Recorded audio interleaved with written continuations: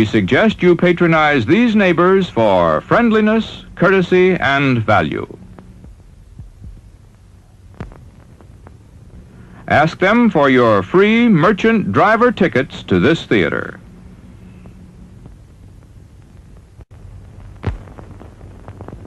There's plenty of time to treat yourself to something good to eat at our refreshment center.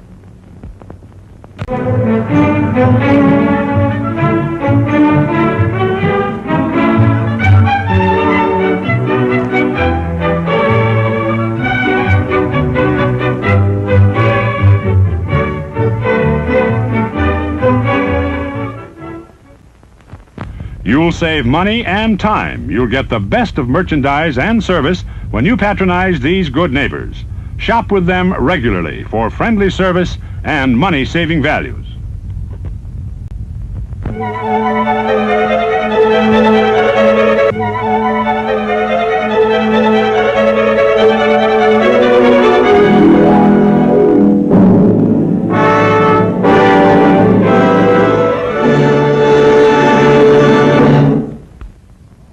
Get more out of life. Come often and bring your family to our drive-in theater.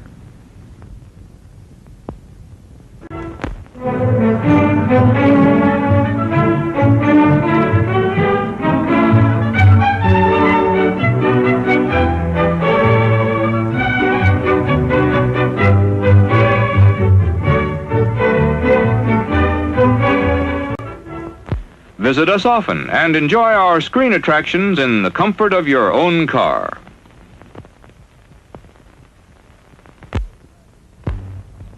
You'll be glad to know that we provide bottle warming service at refreshment stand. Golden pure creamery butter, rich, flavorful, satisfying. That's what it takes for the finest buttered popcorn, and that's what we use. See for yourself why there's no showtime treat to equal the crisp, delicious flavor of hot popcorn that's bathed in real melted butter. It's at the concession stand now. Pizza! Pizza! Pizza, pizza, pizza! Everybody loves pizza, and we're now featuring the famous original Tolona pizza. Only the finest and purest ingredients go into the original Tolona pizza, made fresh to your order. And into the oven it goes. Presto, a luscious, hot, crispy pizza. We're now featuring... Hey, wait a minute. Give me another pizza. That's better. Now, as I was saying... We now have delicious, crispy Tolona pizza at the refreshment stand. What do you have? Cheese, sausage, or pepperoni? Take it away! At our refreshment stand, your wish is our command. So the coffee we serve there is pure perfection.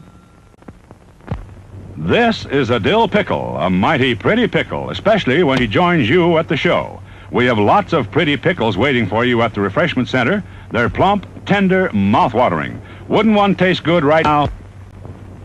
When you're on a picnic, hot dogs are mighty good this way. But when you're here at the theater, hot dogs are at their best. We start with the choicest Franks. Cook them until they're just right. Make available your favorite seasonings, and leave the rest to you. Everyone likes our hot dogs. Why not get one for everyone right now? The most popular beverage in America, milk. Refreshing and delicious. The perfect pickup and energizer. Get yours now. Here's magic, popcorn magic. Only hot, fresh, perfectly seasoned popcorn can satisfy that movie time popcorn craving. So if you like popcorn, you'll really like ours. We start with the best and make it better. Get plenty for everybody now. Get the item that adds to your personal comfort. Cigarettes, here they are. Get the kind you prefer and enjoy them thoroughly. All the most popular brands. Get the item that adds to your personal comfort. Cigarettes, here you are. Get the kind you prefer and enjoy them thoroughly. All the most popular brands.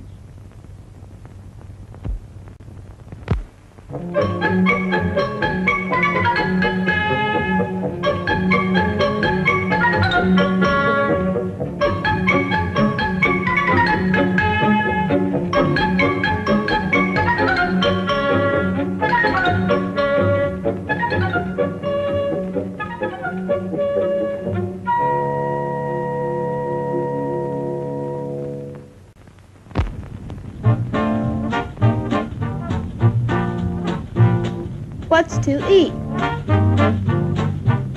What's to drink? Good food galore.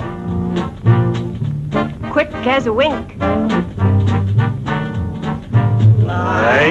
Ice cream bars. It's the handy way to enjoy smooth, rich, creamy ice cream. Get some. Popcorn freshly popped and buttered. Look good? Sure, it looks good, and it tastes even better. Get some now. Crisp, flavorful fish sandwiches, golden brown and crunchy outside, and tender and juicy inside for a snack or a meal. Junior, he's always hungry. As for Sis, she's hungry too. Our barbecue is prepared with just the right amount of heat to keep in the natural juices and hold in that wonderful flavor. Aren't they delicious? Boy, does Junior go for them. And Sis likes them too. So come on, boys and gals. Let's have a barbecue. Way down in old Virginia, 300 years ago, Captain John Smith and Pocahontas shot their meat and aged it slow. They smoked it and they spiced it too for flavor at its best. Genuine Smithfield barbecue surpasses all the rest. Yes, folks, it's 300 years of tradition and taste you savor when you ask for a Smithfield barbecue, James River brand, at our refreshment center. In each flavorful morsel of meat, you can smell the hickory, oak, and applewood and taste the rare herbs and spices required for its cure. Here is truly a fresh new taste from an ancient recipe. So go for deep down flavor of the Smithfield country kind. Just step by the clear neighbor, find your taste, and lose your mind. Yeah!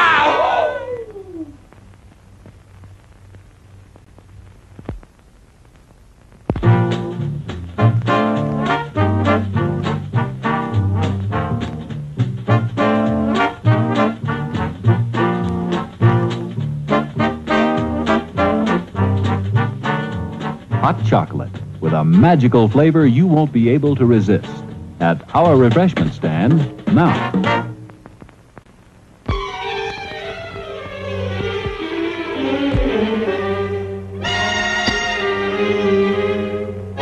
Yes, there's an air that's full-bodied, refreshing. Hot coffee makes any time a pleasant interlude.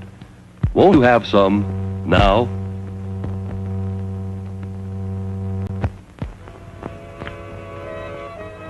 Hello. You know, when you fix an Italian food, everything has got to be just perfect. Especially when you're making a pizza. I'm going to show you. Looks good? You betcha my life. And it's delicious. That's the pizza you get at the theater. So hurry up. Get yourself some.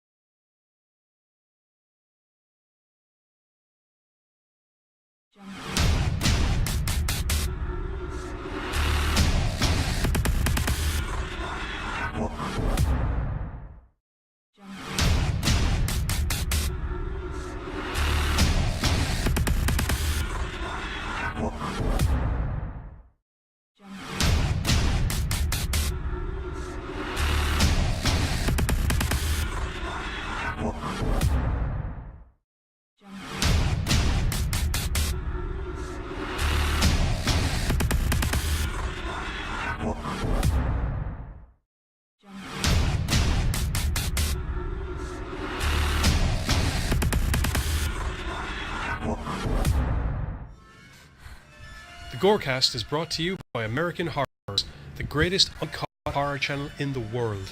24 hours a day, 7 days a week, all horror.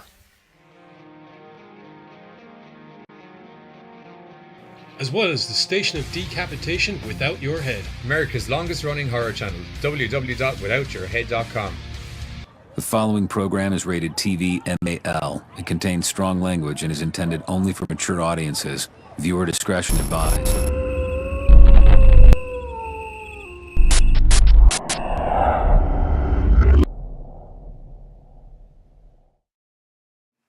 Actually, we're in. What's up? It was a loud hello that literally cock-blocked my entire opening sentence there. What's up, horror lovers? Welcome back to the GoreCast. It's Sunday night and we're here to talk about some mad horror shit. Bollocks. My leg is sore. Leave me alone. Okay, I'm not used to this level of reclination out of you, to be blatantly honest. You're usually the... I literally needed to try and pop up my knee. Okay, so... No! No! That's what I'm worried about. Anyway, this Sunday, because of what we're covering on American Horrors later on tonight, had us in the mood for zombies. But yes, hilarious zombies. Hilarious zombies. So we've picked some, I think we did an episode like this before, but we're doing another episode like this. So it's just the more entertaining side of the undead, I suppose. We're going to be starting off with Peter Jackson's Brain Dead. We're going to be moving into... we've actually somehow gone chronologically, but also geographically, because then we're going from New Zealand to Australia, because we're going to be seeing Undead from 2003, which is a zombie movie with a big twist, because I didn't see it coming whatsoever. And then finally we're doing a little bit closer to home in England, Cockneys versus zombies, because it's magical. Magical. It's like we're doing a tour of the Commonwealth. Isn't that what they used to call it? Back in the colonial days, you know, when England tried to rule everything. I mean, when they showed up and got really angry when people started following the bone. No, when they showed up and got really angry when people started telling them to get the fuck out of their country. Anyway, so I start us off with a bit of news. I've got something I think you're going to want to hear. Okay. In an interview conducted last week, Rob Zombie revealed that he has finally finished shooting 3 from Hell, literally 2 days before the interview.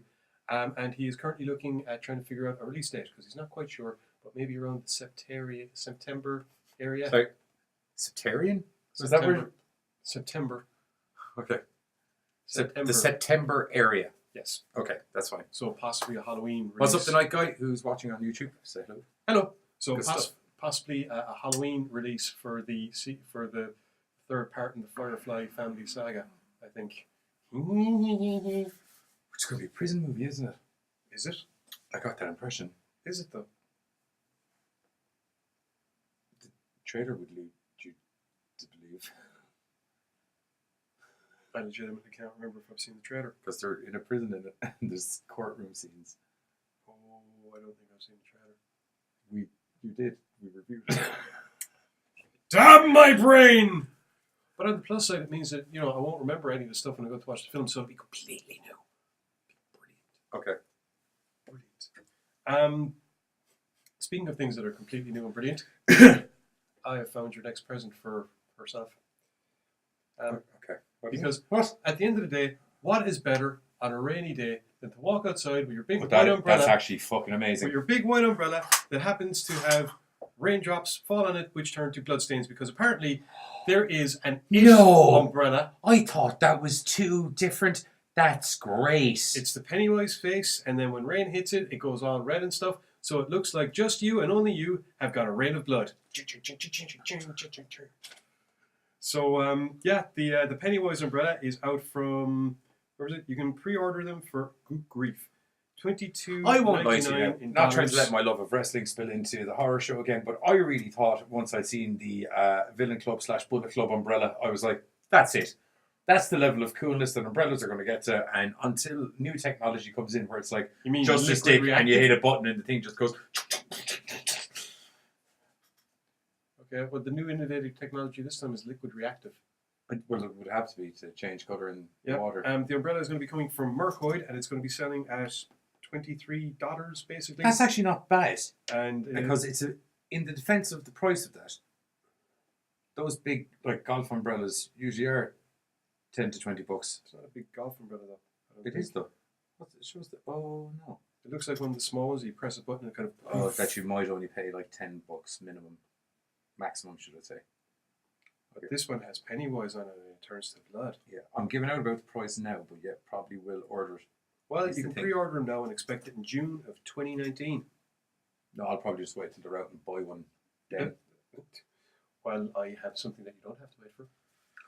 Once Upon a Time, one of my favourite franchises, got a TV series that admittedly was pretty fucking shite, to be honest. And as a result, not a lot of people saw it. But fear not, because... Tremors? Yes. Okay. Fear not, because the official Tremors YouTube channel is putting up that 2003 series all for free on YouTube.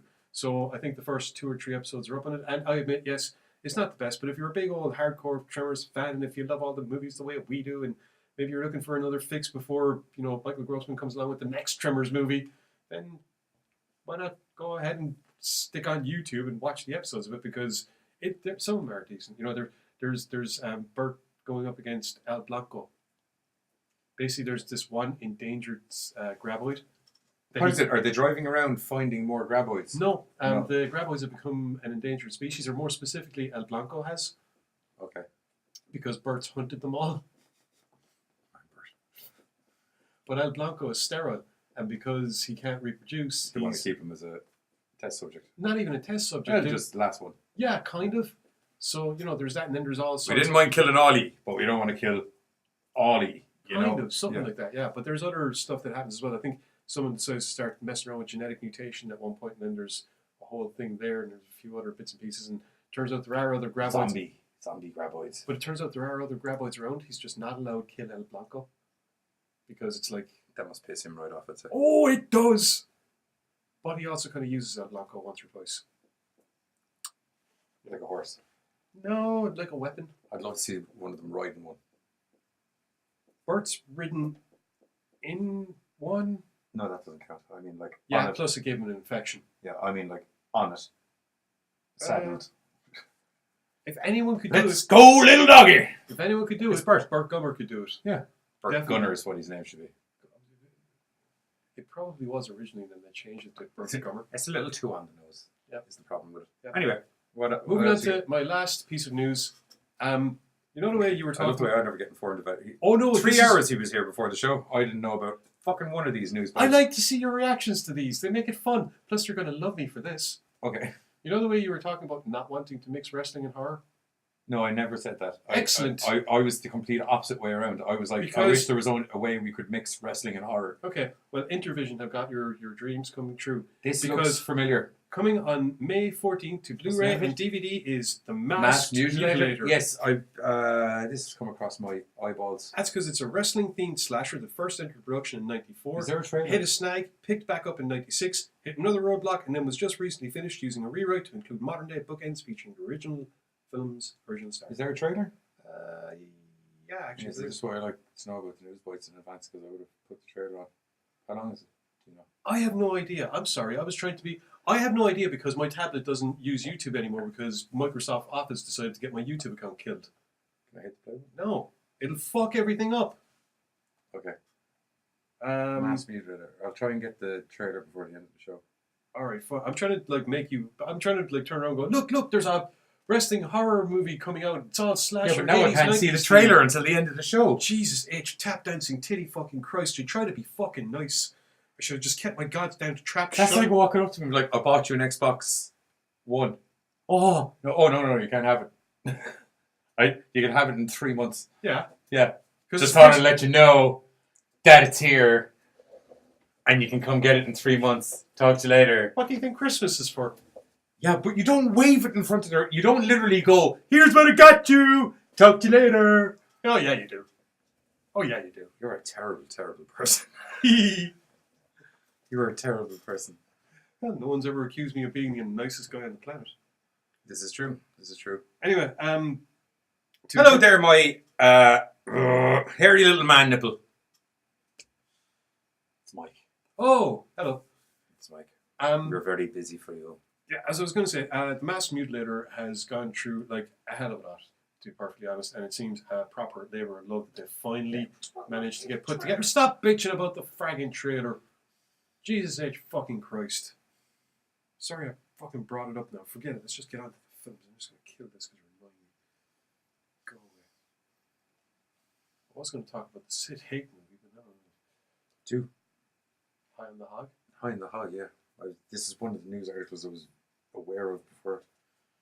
I didn't even know there was a trailer for that fucking Mutilator movie out. I only saw a poster for it a couple of months ago.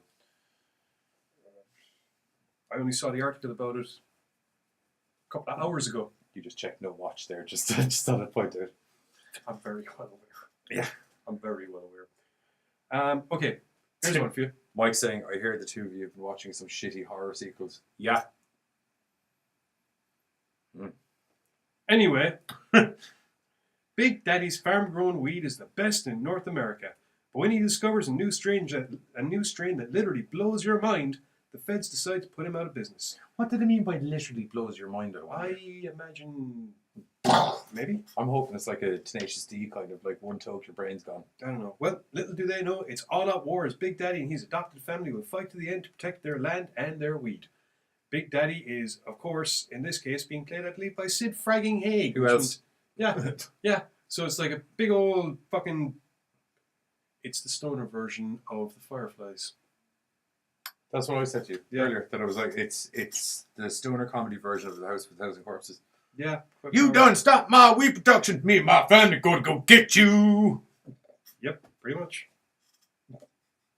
I'm sorry to be presumptuous by going with that accent, but just judging by the little bio, I feel it's that direction.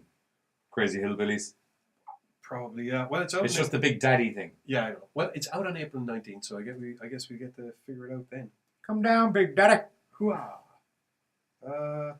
Yeah, that's pretty much all the news stuff. So Mike's like, I feel that hate. I will never forgive you for making me watch American Psycho 2. I didn't find it that bad, but then again, I've never actually watched the first one. Yeah. That's the saving grace. It's the saving grace. Aware, however, that 5 minutes into it, I actually said to myself, huh. Don't say what? It's right about here that I imagine Baines' head is going to go, and apparently I was right. Pretty much from the start of the movie, I had issues, and right on through. Like literally I literally can't think of a fucking scene that I wasn't like angry with at some stage or another. It was nice seeing your man from Near Dark in it though. Or was it actually, because I really hated the fucking... Forever Night. Forever Night, sorry, not Near Dark, yeah.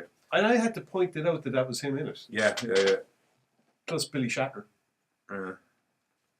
Being a sleazy professor. You know he only put that on to piss people off for the third season, right? Yeah. And yet it's the one thing he's remembered for. There's something on the wing. Something on the wing. Yeah, we'll move on. Or do you have more news bits? No. That's it. That's all the news that's fit to know. Okay. First movie up. Because as I said, we're going somewhat geographically / chronologically. I was actually surprised because, weirdly enough, they're all in fucking right order. I didn't do that. That actually just happened. Look, see? Yeah. 3 of them lined up. All nice. You've got 2 Cockneys versus zombies there, so technically. No, I don't. That's the Google page that I searching. Anyway, first movie, 1992's Peter Jackson's Brain Dead and or Dead Alive, depending on what year you... It turned him into a Thunderbird. I fucking hate marionettes. Yeah, well, you look like one there now for a minute, I won't lie to you. If your hands were up like this to go with the face you had on... I'm wondering when WWE is going to realise that they've cast a former presidential-elect candidate as the new Bray Wyatt. Irish presidential-elect candidate as the new Bray Wyatt. Oh no, I've gone cross-eyed. What? Oh, okay. Demon Turkey. It's Dustin. It's not Dustin. I meant to say that on Friday on the show. It's not Dustin. It's clearly Dustin. It's not Dustin. But someone needs to point out that apparently they've hired Dustin to replace Bray Wyatt. Anyway. I hope this unfolds quick and it's not a... I know this isn't the right... But he said it now, so I can't help it. I hope this is a thing that unfolds quick and isn't like weeks of possessed chicken in a box. I don't know. It took them 2 months to get Lacey Evans to punch somebody in the face. I also don't know how they missed the obvious 7. There's so much 7 potential for that vignette. What's in the box? What's in the box? But no. It's fucking demon turkey, which they showed up. Anyway, the reason that is relevant, I suppose, is because without Braindead, we probably wouldn't have had gags like that demon turkey popping up out of the box. One last bit of news that we have, which isn't horror, but is on our wrestling show related bit of news, is we're on Spotify now. Somehow, I don't know how that happened, but if you ever fancy listening to us talk about wrestling, type in Kayfabe or Die on Spotify. Thought we should mention that. Kayfabe or Die. Kayfabe or Die. The or die is one word, so when you break it down into initials, it spells KO. It was very high at the time, and it seemed like a great idea. I thought it was because YouTube wouldn't let you do or die as a separate word. No, it was so that it's KO'd. Films? Yes, onto the films. Peter Jackson, 1992. Before we say hello to everybody, just before we full blown start. Before we get into the films. Before we get into the films, because loads of. Okay, so Pammy Quinn and Mike Cordell are in, and Hello. so is Charlene. Hi, Charlene. They're watching in the other room. Oh, yes, they are. And we have Rochi in, and we have Sarah Anderson in, and the Night Guy is on YouTube, and I don't know who's on Twitch at the moment. Katie may or may not be around. It depends on whether or not she's finished watching that last episode from season 7 Game of Thrones. Oakley dokley. Oakley dokley. Yeah. I assume, hopefully, lots of our friends now are all going to start joining in for the show because they need to find a way to stay awake until 2 o'clock in the morning on Sunday nights now.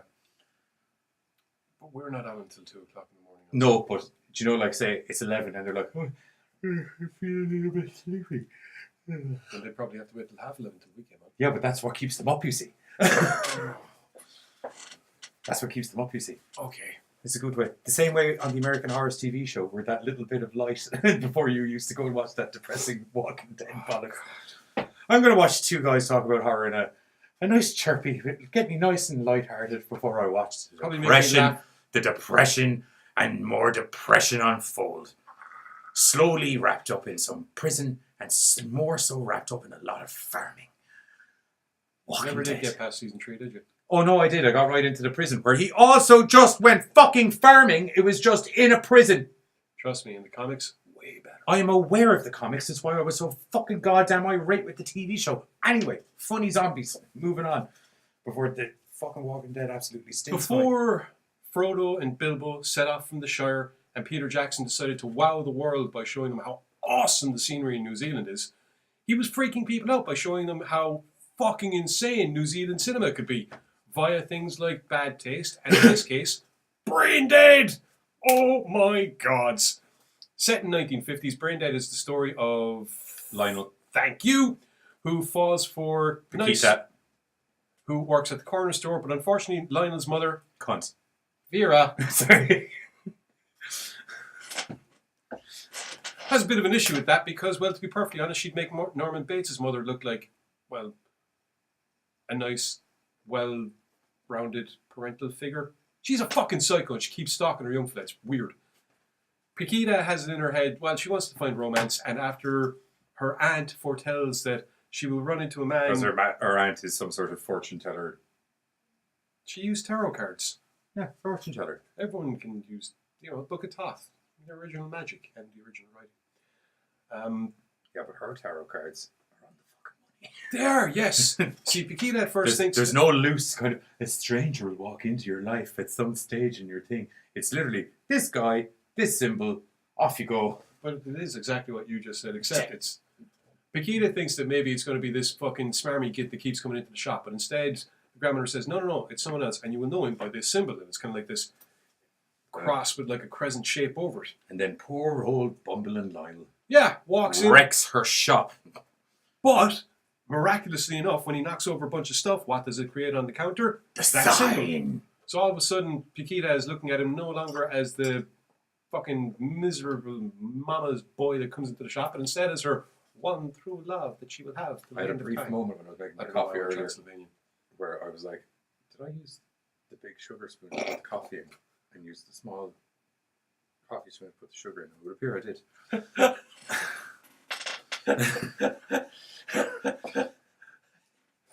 Sorry, I just took a mouthful of that as he was talking to us, just like, very coffee!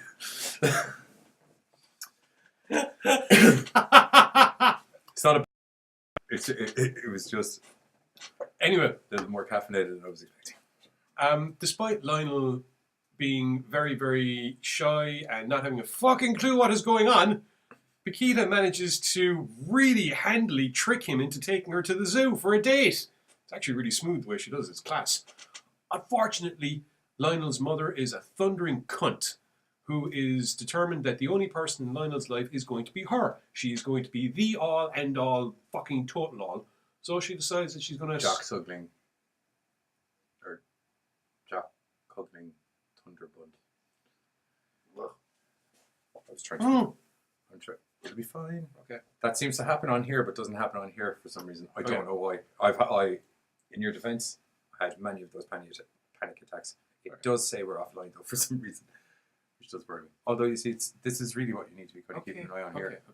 Anyway, Lionel and Paquita go on their date to the zoo. Unfortunately, Lionel's mother decides to tag along. Well, fucking lurk is what she goddamn does. And she gets just what she deserves by getting bit by the rat monkey that we saw taken from the arse end of fucking Hell's Last Island at the start of the film. We might have left out that little part. It's a key thing. She gets bit by the rat monkey, and well, turns out rat monkey has some form of zombie virus, and it is a rat monkey, isn't it? It is a rat monkey. It's a lot more rat than monkey. By the standing up. Takes a good old chunk out of grandmama. Yeah, mama, mother. That killed a man. Vera is determined that no matter what, Lionel will look after her. Even though the, hang on a second, WLWL, Wellington Ladies Welfare League, have just named her as the treasurer, and they're going to be coming for a visit, and all the house is wrecked and she needs to get clean, blah. Testimony of my girlfriend being the best girlfriend ever in the chat there. Okay. Things degenerate swiftly as the virus-ridden mother ends up infecting other people. It's just an entire smorgasbord of some of the funniest, goriest, slapstick comedy horror you are ever going to meet. You have a martial arts master that looks like Father Kick-Ass! That should have been his name. I kick ass for the Lord! If he's the Australian answer to Ted Critty. If Ted Critty was Bruce fucking Lee. No, I mean visually. He's the Australian answer to Ted Critty. Yes. Like literally, except that he can roundhouse kick a man's head.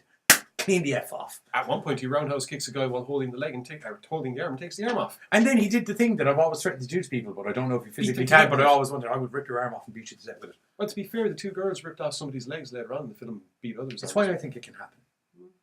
It's been done. Don't make me do it. That wasn't to you specifically, it was more of a... Okay.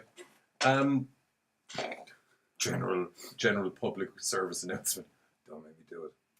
Braindead, I guess, is one of the best examples of Peter Jackson's work insofar as story structure, the schlock horror aspect, and the ability to worm in some genuinely likable and hateable characters. Yeah, that big fat friend of his dad's is right. Friend of nothing. That was his fucking sister's or his mother's brother. Oh, well, he's a dick. Yeah, he's a fucking greaser 1950s. I'm gonna jump on anything with a pulse wankster. Jock Cuggling Thunderbunt. One of them. The zombies in this are just fucking unbelievable. Mainly because... Evil Dead level zombies. Yes! They don't go for the slightly zombie-ish. They go for demon! Melty-faced, decrepit demons who jump through the floor in piles of smoke and crazy things that happen. And it's so good. And then when his mom mutates and she's mental looking as well, it's also so good. Let us not forget the zombie sex. Zombie sex. And more importantly, the repercussions of zombie sex. Because that was unprotected zombie sex. Running around and ripping your face off. Both happened. Both happened. It's interesting to put this film on and then go along and watch something like Lord of the Rings, because you'd be looking at yourself going, how the fuck is that the same guy? But then you sit back and you take a visual pause and realise that the cinematography and the way that he does the shot breakdowns and the shot composition and the transitions between everything are also very reminiscent of the way that he handles most of his storytelling. Just different subject matter. I was going to say, plus he clearly has a knack for how to visually draw the audience in. Yeah. Disturb, yeah. There are a couple... There's some of the scenes that aren't even like with zombies that he still, like with the weird camera angles he puts and the little movements. Yeah, it's the quirkiness of it. It's disorientating. It puts you off, and like it's you could get nauseous, I suppose, in some of the shots, and by intention. Probably. Now, interestingly enough, there were several versions of Braindead released. Most of them ended up getting heavily cut. Funnily enough, we Irish, and I suppose the English as well, ended up getting an uncut version, more or less. You know, pretty much, with all the best gory bits put in, including the legendary use of a motherfucking lawnmower to go through an entire horde of zombies. It's so great, it ended up getting used in a fucking video game later on. As I said, Braindead is one of those films that's going to go down in history as being one of the prime examples of how you do good schlock horror comedy. It's very, very reminiscent of The Evil Dead in a lot of ways, mainly because I'd imagine, like with The Evil Dead, there are a number of scenes, one in particular, where I can only imagine the production crew were probably standing off set with buckets of blood and just going, huh, huh. Any of those actors were cunty during the shoot. Time for payback. Huh. Bring in the hose! Lionel, by the end of it, is head to toe blood and guts. He's actually gone head to toe blood and guts, half Two cleaned or three himself times. off and back to head to toe blood and guts again. He also got reborn out of his mother's stomach, albeit involuntarily on the mother's part. Yeah, that was fucking weird. It was. Where you watch that thing, grab him and pull him in, and you're like, that's not normal. No. I've seen a lot of weird shit in my time. A lot of weird shit in this film, too. Yeah. Actually, do you know, even as years have gone by, this is still up in the list of weird shit that I've seen in horror movies. Well, like I said, there's when the preacher gets skewered and the nurse gets skewered and they fall on the ground and they still keep fucking. That was pretty weird. It was amazing. Why would they stop? They're zombies.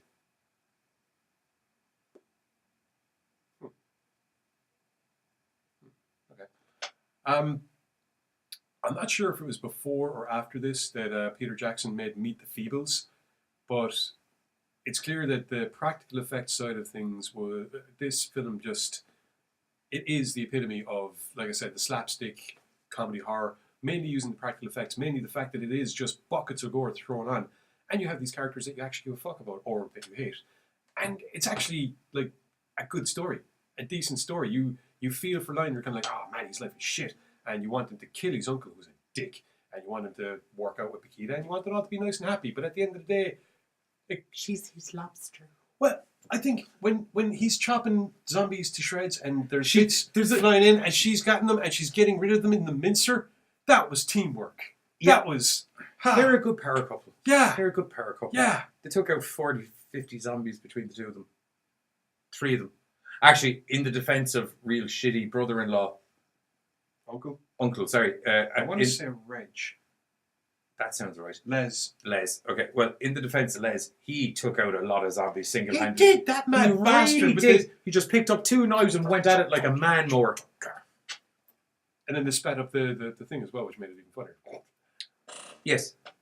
Yeah, it made it look a lot more ferocious. But, that's all good. Yeah. For anyone that hasn't seen Braindead, go see it. It is just... Très magnifique. It is the prototype, the atypical version of what is a good schlock comedy horror. A decent story, good characters, more blood than you could actually fit into a decent swimming pool. Decent practical effects, the quirky camera angles, the music, the kind of quirky music that goes into the dialogue, everything about it is just off the wall, madcap, insane hilarity. Mm-hmm. And if you haven't seen it, you need to go and find it because it's brilliant. Yes, indeed. One moment. I have to finish a message in the chat.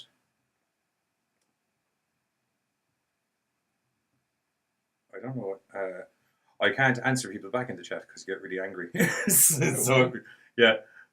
Like as in vocally, you get really angry when I talk over you. So now I've just started typing them back. Fair enough. Well, unless it's a question to the both of us.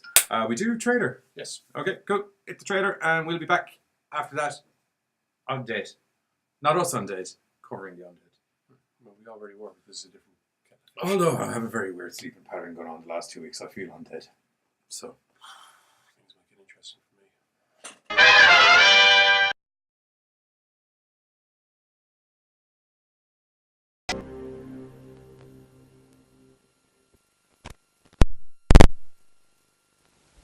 Warning, audiences everywhere are growing concerned about distasteful and gruesome films. This trailer depicts scenes that may offend sensitive viewers.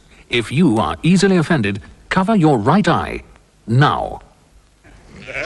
However, if you enjoy a good, broad-minded laugh, cover your left eye now.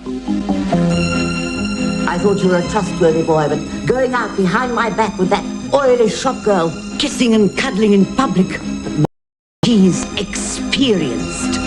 Lionel loves his new girlfriend. Oh!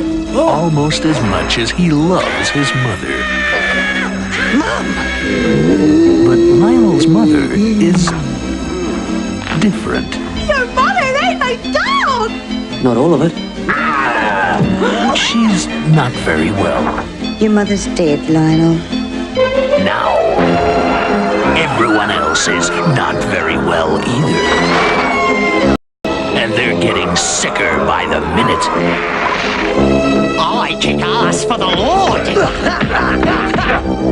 Soon, there won't be anyone left. It's quite a collection of stiffs you got down there.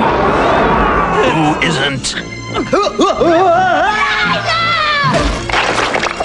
Brain dead. It's all right. You can look now. Brain dead. To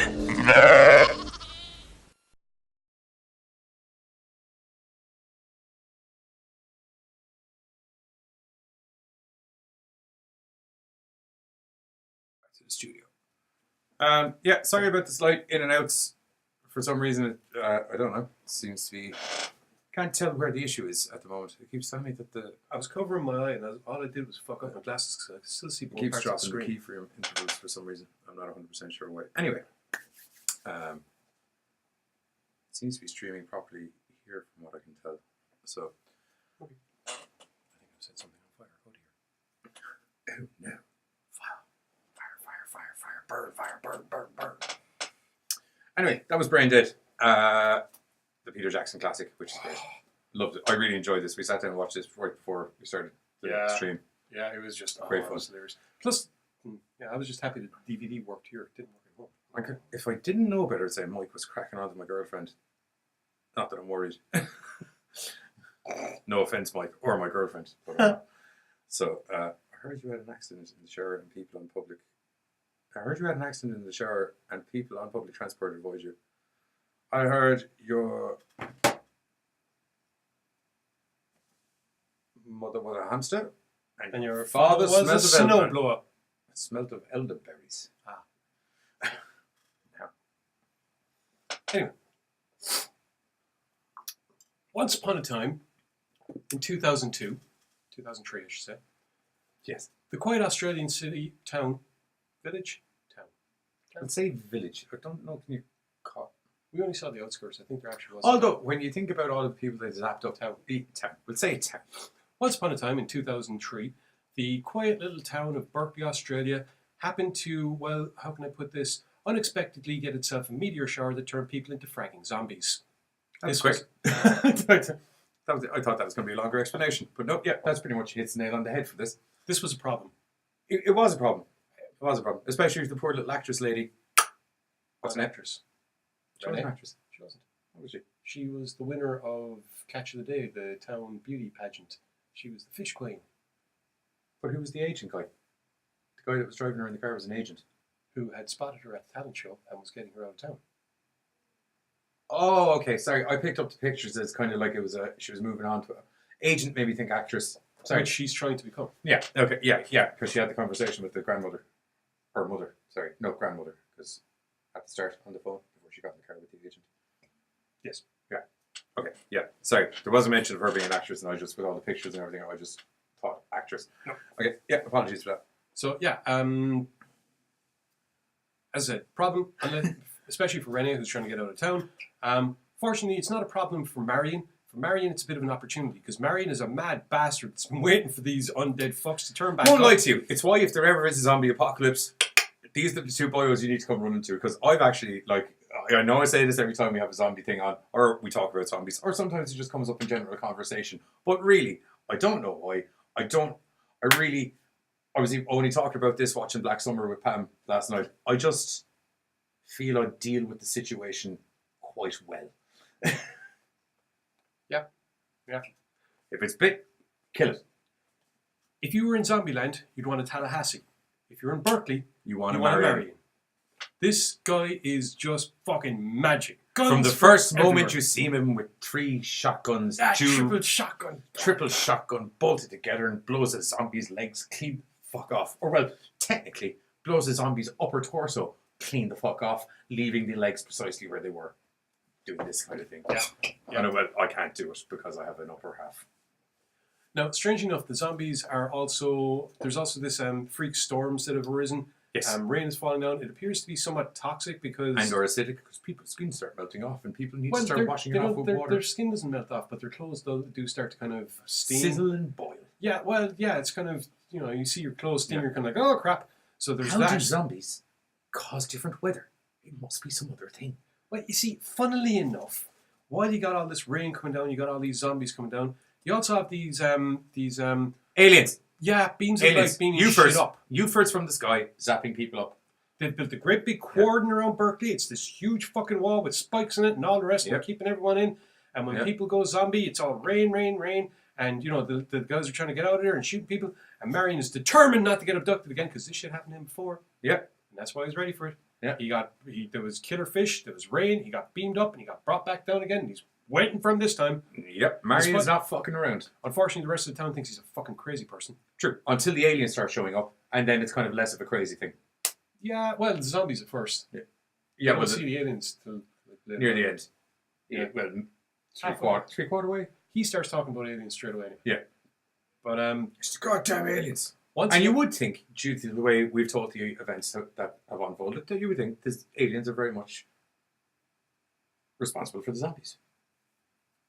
Or are they? Dun, dun, dun. We're not going to tell you what the fuck is going on because, to be perfectly honest, that's part of the cool thing about zombie this film. farts? What? That's a natural occurrence. Zombie farts? Yeah. Yeah, I know that. No, it's just Roach just randomly typed zombie farts. Okay. Did that happen in the movie? I remember farting zombie in the movie. It's a possibility. Oh, it could have been brain dead. Well, I mean, there's a lot of gas leaving in brain dead. Well, I mean, it's a natural decontin. Yeah. Yes, I'm aware. I'm actually surprised it's not done more often in zombie movies. Yeah. Shaun of the Dead would have been a great one for that. Oh wait, it did happen. Technically. Because you remember Mike at the end of it when he's in the shed. Yeah. Oh fuck. I love that movie. Yeah, I love that movie so much. I'd love a Shaun of the Dead too.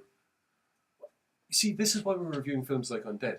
Because it manages to carry on that same notion of horror comedy, especially the kind of slapstick and the zany humor that go into things like this. Here's the thing. Here's the reason we're looking at films from Australia and New Zealand and indeed England. Because we cover Shaun of the Dead and the other ones. Well, it's more than that. Much like the Irish, there's a certain sense of humour that goes along with a lot of these films that sometimes isn't got in America. Much like sometimes the Americans will have a sense of humour that the rest of the world is looking at going, what? But in this case, once again, Undead typifies that kind of humour. You have characters that are, some of them are zany and off the wall. There's a town, I don't want to call him a sheriff because that'd give him too much fucking respect. He's a mad little bastard with Napoleonic complex that makes me look like a sane and rational person. Yeah. Ish.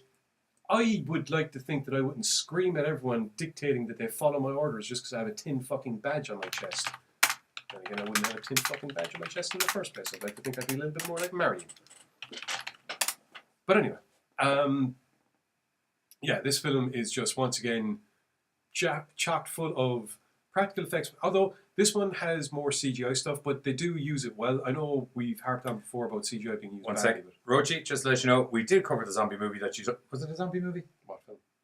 No, they're not. They're actually not zombies. They're vampires. What are we talking about? Evil Within. No, the Irish one. We didn't do it on the podcast. We did it on the TV show. Killers Within? Killers Within, yeah. They weren't vampires. They weren't zombies. Hello, Garda. There's a couple of reptilians here trying to eat us. Could you have a word? They were very akin to vampires. Vampires, in the same way like Dusk Till Dawn. They were very snake people. Yes. Because they were reptilians. Because they were the overlords of Earth. Yeah. But we did cover it, but we were actually so happy with it that we didn't do it on the podcast. We did it on the TV show. We did it for America because we went to Great. America. Everyone. Oh no, Dead Meat. That sounds really familiar. Dead Meat. We haven't done that. Balls. That would have fit in. Oh no, wait. Actually, is it a comedy, Rochi? I think it is. I think it's the Balls. same kind of slapstick. Balls. Okay, we'll do it at a different time. Dead Meat. Sounds familiar. Yeah, it does. Yeah. I think it was one of those films that got shown with Brain Dead and a bunch of other kind of like trauma-ish stuff on Bravo. Yeah, I'll look it up. I think it's recent enough, man. No, it's if I'm right, it's like 80s or 90s. Oh, really? I think so, yeah. Getting back to Undead itself. As I said, one of the best selling points, the main selling point of this film, I suppose, is the humour. You have Marion being all silent and stoic, yet at the same time kind of crazy balls, doing madcap fucking action hero shit. You have Renee trying to keep herself together, despite the fact that she's just trying to get the hell out of town. You have all these other ancillary characters, such as the law boy, his Molly, his poor new constable, who is an old friend of Renee's. There's this other couple that's there as well. I can't remember the chick's name, but she's got a beef with Renee because Renee basically stole the Fish Queen crown from her. Rubbing two things together isn't a skill to be winning a pageant with. Apparently. This is just one of those films that you put on, you sit down, you turn it on, and you're kind of like, what the fuck? Oh, cool, it's a zombie movie. Oh, cool, it's a funny zombie movie. Wait, aliens? What the fuck is going on here? Yeah, the aliens caught me. I was talking to my girlfriend in the middle of the show and looked up and there was aliens and was just like, what the fuck? I was completely blown away by the aliens because I was like, well, there was meteorites, so aliens does kind of, it just makes sense. But yeah, there was a conversation between Renee and the aliens and everything that I was like, what the fuck is going on? Oh, yes, there was. Yes, yeah. It was a very one-sided conversation. Well, yeah, it was more like them telling her shit through her brain hole. No, it was actually her mouthing off. She didn't understand a word that he was saying at all. Yeah. Sure, there was even a part where one of the guy next to him kind of turns and goes, "Put your clothes on. I'm comfortable being who I am." Because they have these cool kind of like hollow capes. Yeah, Then he just strips off basically. Put your clothes back on. I'm comfortable. You're always just flashing wherever we land. The Martians flashing at ash. Like the fucking James T. Kirk of the Greys. Yeah. Put your clothes back on. They don't know what we look like. They do now.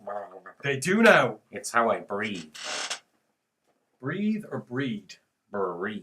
Yeah, I heard that one wrong. We're going over here now. I need CPR. Oh, dear. I need an adult. Kurgan! What's going on? Hooah! I see my cut has improved your voice. Yes. Also, well done restream because finally, Facebook, everything, YouTube, all of it, all in the one chat. Delicious. Ah, good, your brain can stop nothing. Yeah, because it's very hard to bounce between the phone and the thing and the everything. It's so much easier to just do this. There's not much more that can be said about Undead really without actually going into the details of the story, which unfortunately would ruin the fucking story for you because, to be fair, I don't think a lot of people would have seen this film. I actually found it back in the days of HMV when I'd go in and there'd be just a load of new films and you're kind of like looking through going, ooh, this looks good. I actually miss working in HMV. Australian zombie so comedy. Good because I'd literally be watching shit coming out of the boxes and I'd be like, what is this? Yeah. Oh, I just used to go into the old section and you get films for like I never knew there was 3 Cruel Intentions movies until I worked in HMV. There's 3 of those There's things. 3 of them. But there was only 1 Dangerous Liaisons. Yes. There's the first Cruel Intentions with the split between Selma Blair and Sarah Michelle Gellar that made every teenage boy go, huh. Most teenage boys go, huh. Then there's the second one, which is god awful. I mean, God. She's Sarah Michelle Gellar's cousin or something. It's basically like it's basically like half the movies we're doing for Mike, where it was just literally, let's just take the template of the first one and we'll replace it with some new characters and we'll make it shitter. She's related to that guy, so she's still staying in the mansion. There's the whole thing. Anyway, and then the third one was actually really dark, and I was like, I actually kind of like this. Like, real dark. Like, there's rapes and everything. Like, dark. Okay. Dark. Like, the whole sex games get to a level of dark. And I like, as in, it's still a god-awful movie, but like the dark undertones of it made me kind of keep coming back to it every once in a while. Guilty pleasure? Yeah, kind of like a guilty pleasure. Like the acting isn't like the most overwhelming, but like it's like some of the shit they do in relation to the games that they play unfolding through all of the seasons are just, one of the guys takes it to a level that you probably shouldn't go, and it's just fucking dark. This is why the gods created safe words. Yeah. No, not like in that level of dark. Just he's a nasty bastard. Dark. More like, instead of it being like, oh, we're doing a little bit of this and a little bit of that, and technically it's because I like you. It's more like, no, I'm actually blackmailing you bitches, and I've been videotaping all of this fucking like fuck you and fuck you and fuck you. That kind of level of dark. And I was like, okay, I can buy that. Anyway, sorry. Undead 2000. Yeah. Sorry. It's burned off. Yeah, I suppose there's not much more that can be said, so we want to go into a trailer? Yeah, we're going to a trailer from... I really enjoyed this. Yeah. From start to finish. Fun. It's really fun. There's some of the... Marion's my highlight of the thing, I have to say. I love the bit. There's a very funny scene in it where there's one of the zombies. I think it's like floor cleaner or something's gotten all over a shop floor. And one of the zombies comes at him and he just boots the zombie into the face, thus sending him flying back the floor to get his shotguns. He's How about when he makes the guns appear out of nowhere? He's the outback hillbilly James Bond of Australia. He's fucking awesome. So many gadgets he has. But it's all not fancy. Yeah, it's MI5 like gadgets. It's like build it yourself. Okay, It's Wile E. Coyote time. Okay, so they said you have the 1-barrel shotgun, and that's pretty good. So then they were like, what's better than a 1-barrel shotgun? Orc ingenuity. 2-barrel shotgun. What's better than 2? 3. 3 guns stuck together. Yeah. Boom! Boom, boom. Boom! He had them all rigged up for one trigger. It was just one. Boom! I know. It's great. It was like a man cannon. Fun fact about JD #2 has nipples that look like hungry pandas. He conditions his pubic hair. You are so wrong, my friend. You couldn't even know. You are so wrong. I'll tell you that straight out. So wrong.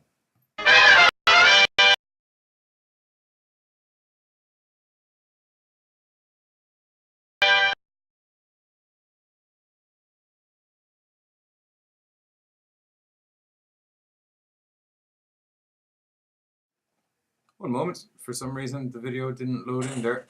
I'll throw it in over us here and mute our mic. Apologies about that. I don't know why that didn't happen. It was in there earlier.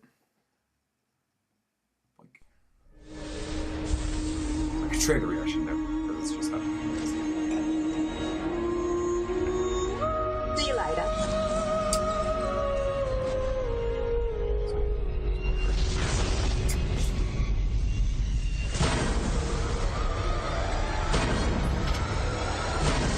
God, I hope no one's hurt.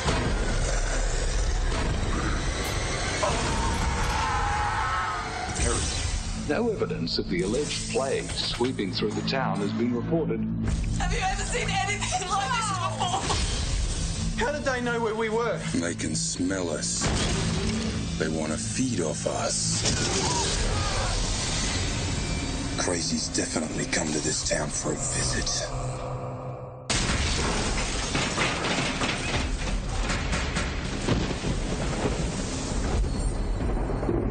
Ghost is one of them! Shoot him!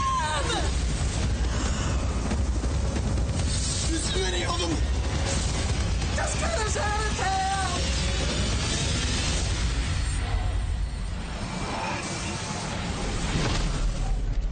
Those things you saw out there,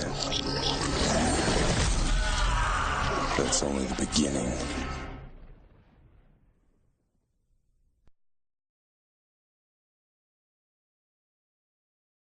Trying to turn on our mic. Audio's back on. Sorry, I couldn't help it. I just like peeping around corners. I don't know what it is. What's worse, we started going. Yeah. Yeah, so that's a trailer for Undead. Undead. Absolutely. I really said Brain Dead 2 there for some reason. I don't know why. That was very good. What the? Sorry, there's some very cool. There's facts about me I never even knew. He conditions his pubic hair. Game of Thrones tonight. I was the same when I worked in Extravision. You used to condition your pubic hair when you worked in Extravision. Is that what I'm getting? Looking at stuff being unboxed. Oh, that makes a lot more sense. Okay. Katie McNeil's finally here. Hello, Katie McNeil. Hey, Katie. Welcome. Fun fact, he has nipple... Oh, no, I did that one. Fun fact number 3. He's no longer allowed to enter pet shops for undisclosed reasons. Because he keeps singing bad 80s pop music. Why do you build me up, little dog puppy? I'm not good at the improv song tonight. Ba-doop-be-doop-be-doo. Probably for the best. Doop-be-dee-doo. I also like to go in and eat cheese sandwiches in front of them, and then when the dogs start drooling in the pet store, politely explain to them, you can't have cheese. You're not allowed. Sorry. Okay. No cheese for you, little puppy. Okay then. And then they cry. And then I leave. Cruel, heartless, cheese-hungry bastard. It is my gluton, and you shall have none of it. Okay. Shall we move on to... We'll do our commercial for the show tonight. So anyway, as we said, Giz and I didn't find a trailer this week. It was out last week, but we only kind of got chatting about it this week. Yeah. Which spurred on the whole thoughts of this episode, because we do occasionally like to tie in our American Horror shows with what we do on the podcast as well, which is the new, possibly most star-studded zombie movie to date. Bar Zombieland. I assume. I don't know, there's a lot of people in this one though. There was a lot of people. Oh well, no, not really. It was mostly Bill Murray and Woody Harrelson. Yeah. Anyway, The Dead Don't Die. It's got Bill Murray in it. It's got Selena Gomez. It's got a fuck ton of people. Anyway, we don't need to explain it because we did an advert that explains the whole thing, and then I'll cut back to our promo after the cut back after that, as per usual. Coming this Sunday on the GoreCast, Bill fucking Murray, the other Star Wars Muppet emo, Selena Gomez, for some unknown reason, Tilda Swinton, I just said her. Oh, I know, I wanted to do my Scottish accent as well. Iggy Pop, Chardonnay! What do you mean Carol Kane? Carol Kane! Fuck tons of zombies! Join myself and the Giz this Sunday where we're going to be talking about the out of left field and otherwise unannounced up until recently, The Dead Don't Die, with an all-star cast talking this Sunday on American Horrors, 8:30 p.m. CST, and whatever that equates to is GMT's. GoreCast out. Yep.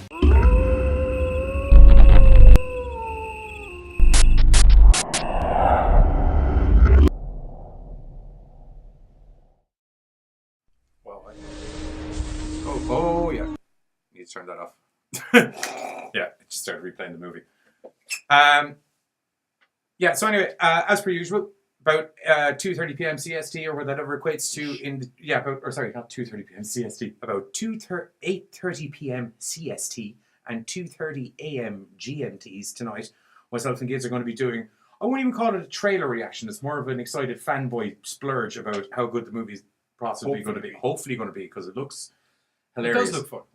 It does look quite fun, and we'll let the Anakin Skywalker, or we'll let the Kylo Ren thing slide, because he does look like he's going to be quite good in this. I like his kind of dry humour retort to everything. He's very like, just when Bill Murray's like, "What do you think they are?" and he's just very blasé. Well, if I was to put a nail on the head, I'd say zombies.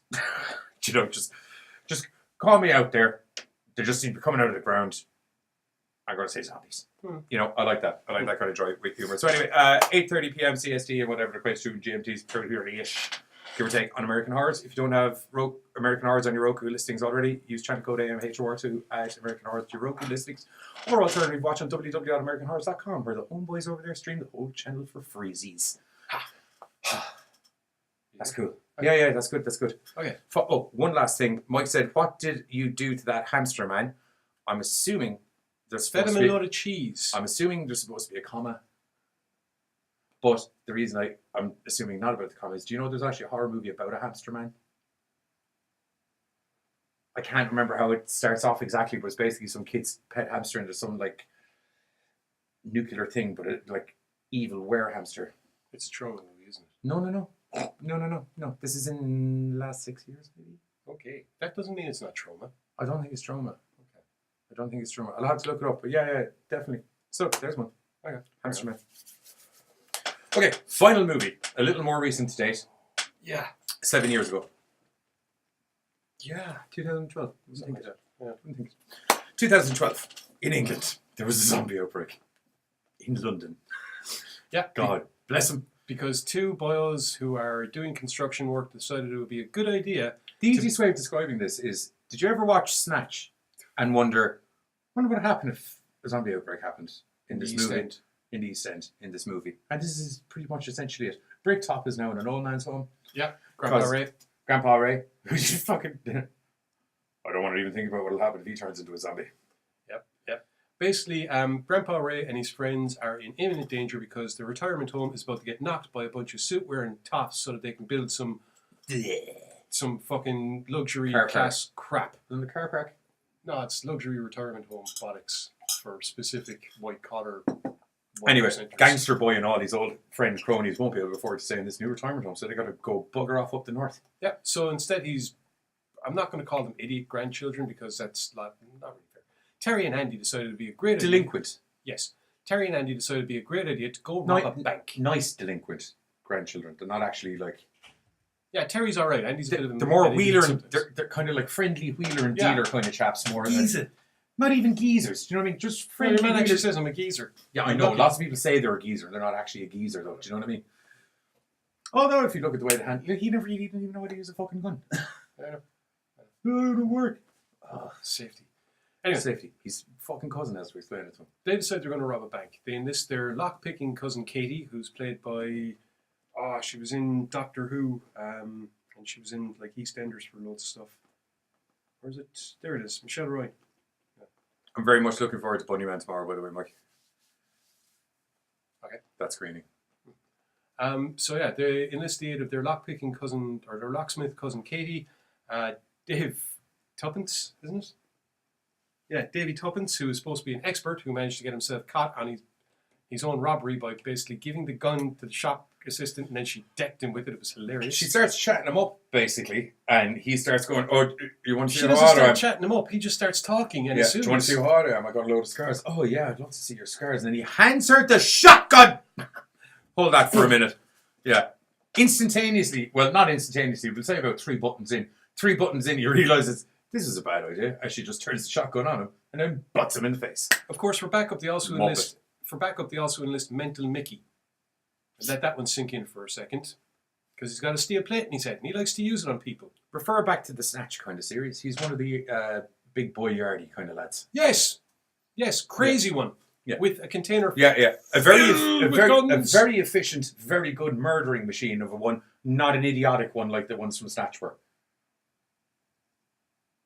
Yeah. Because Snatch specifically were the lads you remember in the they tried to break into the bookies. Is this bulletproof glass? Of course it's bulletproof glass. It's a fucking bookies. What do you mean, copper coins? And then they think they're locked in, and then Tyrone just opens the door. He's Tyrone. like, what the fuck is going on in here? You silly fat bastard. Anyway, Cockneys versus zombies. While the grandkids go off on this daring robbery, it turns out that the guy who's, funnily enough, going to be knocking the old age retirement home is embezzling a fuck ton of cash. Lots of it. So they almost get away with the easiest robbery ever because your one inside in the bank is expecting somebody to come along and take all this cash. So they go to take all of the embezzled money, which then your man can't really report because it's been embezzled in the first place, thus technically fucking him up the A. Unfortunately, they didn't have the forms, which tips your one off. So she hits the panic button. So when they walk out, the cops are everywhere. Yeah. They panic, go back inside, decide to take hostages. It's a clusterfuck. And They then go back that's outside. where the big boy Yardy comes in and starts going, fucking mental. Yeah. Little bit off the rails. They take hostages, they go back outside, and all of a sudden, no more cops, no more anyone really, because everyone's being eaten. The reason for this is because, like we were saying earlier, those two morons that decided to crack open a tomb that says sealed by order of King Charles II in 1666, they think it's full of gold. It's not, it's full of undead corpses. I think I should jump in with my patented catchphrase right now. Terrible fucking idea. Terrible idea. So a zombie plague is unleashed on the East End. The boys quickly realise that they're going to need to get back. Well, firstly they have to fucking deal with mental fucking Mickey, who decides that we're going here and I don't trust any and it's a clusterfuck. And then eventually they try and save their grandfather and his friends, who are at this stage surrounded by zombies. Indeed. This film's fucking hilarious. It's so funny. I mean, some of the fucking gags in it, the characterizations in it. Alan Ford as Uncle When Ray. they realise the zombies aren't fast as well, it's hilarious. One of the guys... Because they're good old school like Night of the Living Dead zombies, proper like. One of the lads, Hamish, has a Zimmer frame, so you have one of the funniest chase scenes ever, where Hamish is trying to Hamish run is away also from a partially zombie. deaf. Well, he was also asleep. Oh yeah. Sorry, I'm thinking of the guy in a wheelchair. He wasn't deaf. No, they were shouting at Hamish because he was actually far away and asleep at the time, and he What? couldn't hear them. I can't hear you. Shut up. The zombies will hear you. What? I'll come over there. Zombies. What zombies? Oh, it's a zombie. Yeah. Get away. And the zombie's about 3 feet behind Hamish, but also walking very slow. And Hamish is on his Zimmer frame, and then there's this real dramatic Fast and the Furious style drive chase music, and like the Michael Bay style camera angles driving around him and all this kind of thing. Get away.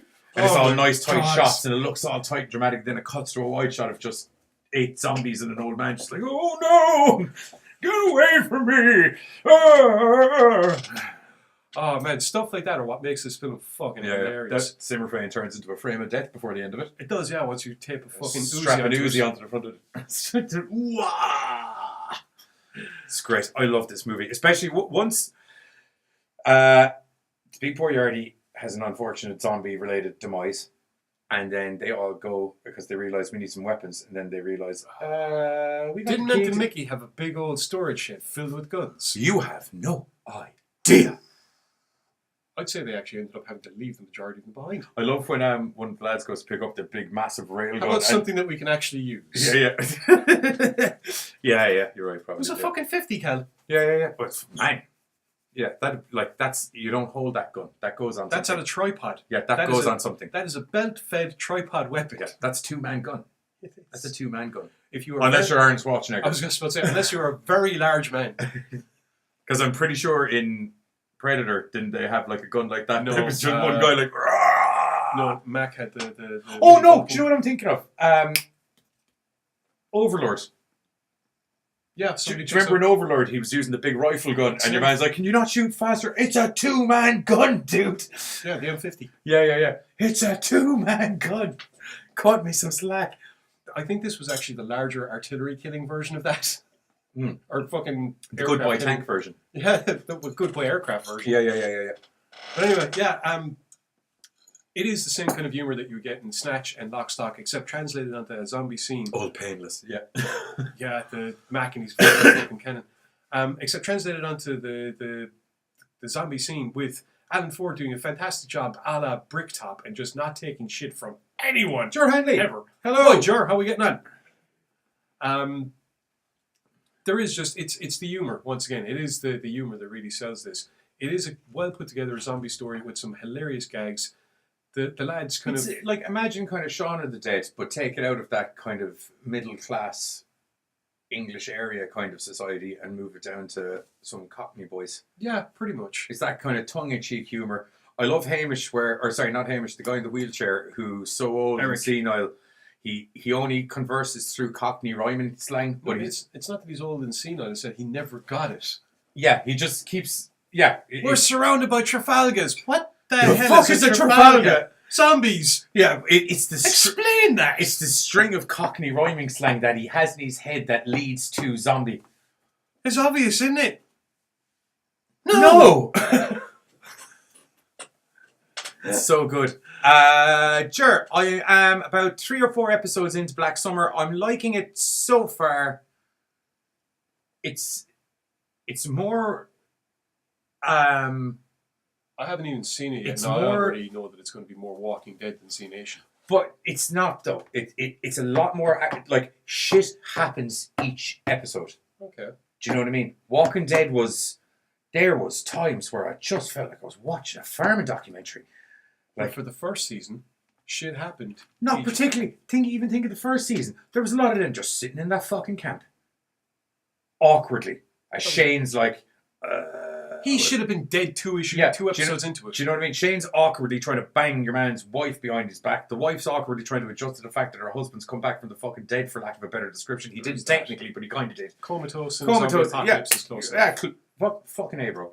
Fucking A. But, no, there's actual stuff happens in the episodes, and it's not as tongue-in-cheeky as Z Nation, obviously, but as this is a full-blown prequel to Z Nation, I think it actually kind of makes sense, because it's like, in Z Nation, we're a good couple of years in, people have kind of adjusted to shit going on, and a certain level of cynicism, I suppose, when you're just so blasé to everything happening. Well, there was even a tagline before the zombie apocalypse got crazy. It was fucking scary.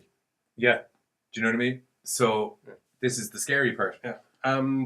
So yeah, I'm liking it so far. Cockney wanker from Viz took on zombies years ago. What? Viz Comics. Oh yeah. Okay, cool.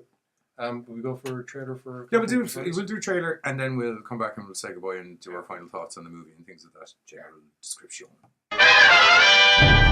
Welcome to the East End of London, a place that has encountered the most heinous villains ever to walk the earth. But until now, London has never seen anything as monstrous.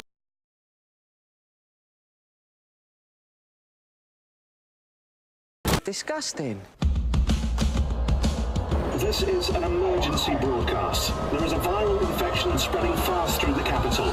Shut up, you soppy tart. Those things out there are zombies. Yeah, it's zombies. Is that as fast as they go? That's how you do it. They're going to seal off the East End, see if they can contain it. Let's get to the docks. Piss off, you muppets! I'll take you all on and sell my brother! Stop saying that. What about Grandad? We have to go there. Tool up. Hamish, wake up! He's Mutt and Jeff. He'd move a bit quicker if it was dinner time. Pardon? There's zombies everywhere. Zombie? What are you getting on about? Oh, it's a zombie. Oh. All right, Grandad. Boys, now you're talking my language. You got to shoot him in the head. We know where to shoot them.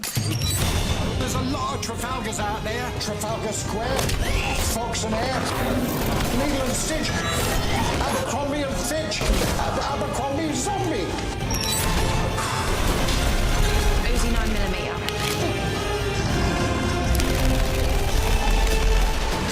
Oh, that was really sad. Yeah.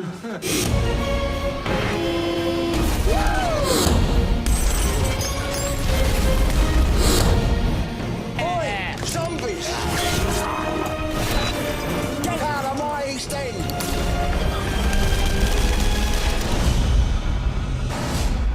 He's not gonna make it. Zombies, oh no.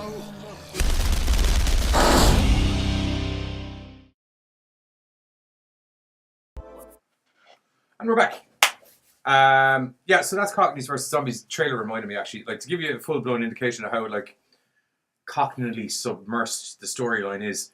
There's an awesome football hooligan movie from years ago called Green Street that has Frodo in it. Yeah.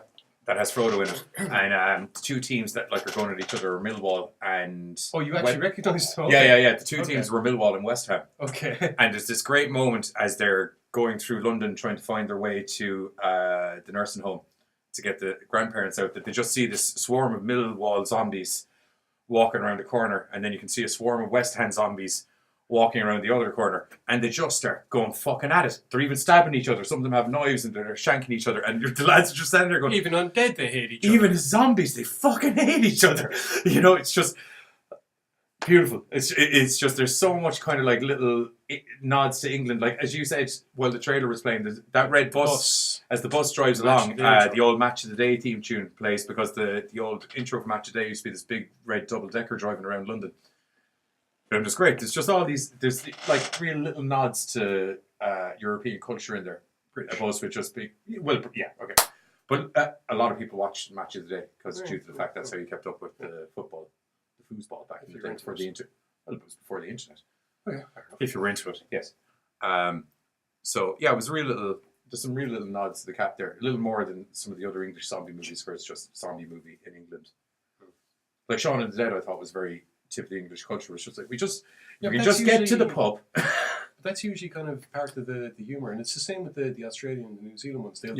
Part of their humour and part of the reason that we enjoy the films is because they're the ones that are first poking holes at their own culture in places. 100%. Like Marion, for instance, out of The Undead.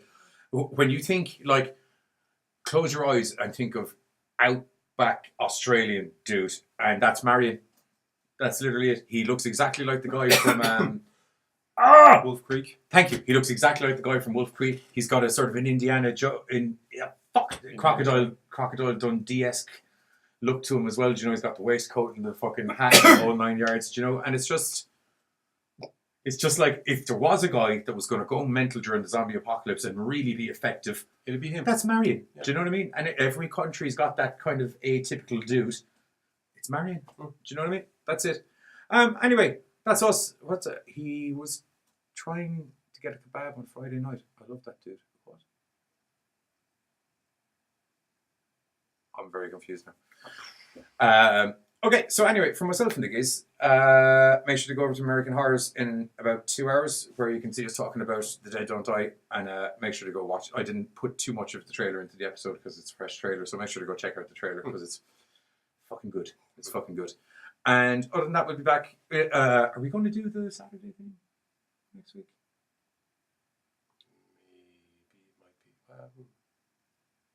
You need to decide now, because now be like, while there's people watching, it'll be a really good time to let them know if there's going to be a change to scheduling.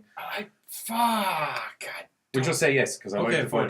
Okay, so next week's episode is going to be The Siege of Limerick, which is an awesome conglomeration of all of the metal from around the country coming to one little pub and wrecking it for 24 hours straight. Pretty much. But the partying goes on for another 12. 24 hours straight of metal madness inside Dolan's Ware Pub. Dolan's Ware Pub. Pint. Dolan's Warehouse in Limerick, or Maytall John runs the whole caboodle, and it's an absolute delight. I'm going to try and get down there. I may actually come and say hello for a while. This one, because I'm not trying to prep for a show on the Sunday. Yeah. Which could be nice. Yeah, which is why we're doing the show on the Saturday. Because ordinarily I have to miss it. It's not me being a dick, John. It's always on a Sunday, which means that I'm always here, because out of the two components of the show that can leave, and then he's it. and then I kind of arrive on drunk. He arrives on drunk. And last year, if you want to flash back to around this time last year, young Giz there couldn't keep track of what movies we were talking about or what movies were on the show at all, and just went into complete different tangents about movies that had nothing to do with what we were talking about, as entertaining as they were. So it also works out. In my defense, it also works out that Saturday next week is 420. Yeah. So us being the two chaps that we are, have decided we're going to do a little mishmash show of some stoner horror movies. One or two of them may have been on the show before, but they're going to fit in there. So, Idle Hands obviously being one. I wouldn't mind throwing that up in the mix. I do think we did it before, but it was like back in season 1, and you and I weren't as comfortable on. Basically, when I told everyone the entire plot of the story for 2.5 hours. Yes. We curtailed all of that. Now you and I just go through stuff in a more light-hearted manner. Yes. So anyway, we'll probably do Idle Hands and 420 Massacre. I wouldn't mind throwing on the cards again for a little bit of a chit chat. I know we did it last year, but we can throw it up in the mix. And then remember Donna. And other than that, we'll find 3 new movies that we'll actually review, and then a load of the other ones will actually come up in the cards. 420 Massacre. Yeah, we will probably. Oh, he's wondering what it is. No, he brought us. I watched the screening with him, if memory serves me correctly. Oh, okay, fair enough. Okay. Yeah, it's sorry. It was just when I saw the question mark. Yeah, 420 Massacre. We already reviewed it, Mike. So we'll probably be doing it in a more of a recap kind of. Here's some other cool stoner horror movies you can do, but we're going to try and find 3 we haven't done yet as actual the review movies, and then we'll do some other stuff. Why don't you do some Hammer Horror? We will do a Hammer Horror episode. Giz doesn't like watching Hammer Horrors. I will force him into it eventually. There's a very delicate microcosm that goes on within the studio, the GoreCast, and you have to just kind of poke the bear ever so slightly until he's just kind of fine. Okay, fine. So I slowly poke. It'll happen eventually. Don't worry, it'll be all fine. Anyway, for myself and the kids, GoreCast out. Bye.